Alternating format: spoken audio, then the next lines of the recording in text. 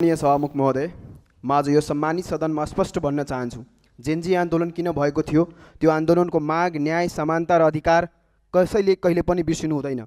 सभामुख महोदय, यो सरकार त्यही रक्तरञ्जित आन्दोलनको बलिदानमाथि बनेको हो। कहिले जेनजी घाइतेहरूको रोजगारी सुनिश्चित हुन्छ र कहिले मृतक परिवारले न्याय पाउँछ। शहीदप्रति हार्दिक श्रद्धाञ्जली। अनि सभामुख महोदय, जुन भूतले कमरेड ओलीलाई छलेको थियो, त्यही भूत आज कमरेड बादालाई पनि छलेको देखिन्छ।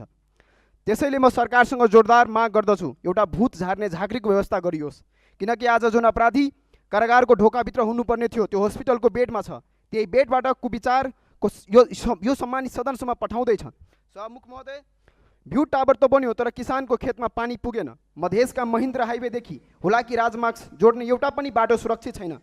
हिजो मात्रै महतरीमा एसई दिएर फर्किएका 3 जना युवाहरू 2 मोटरसाइकल ठोकिँदा आगोमा जलेर ज्यान गुमाए। कसको जिम्मेवारी हो?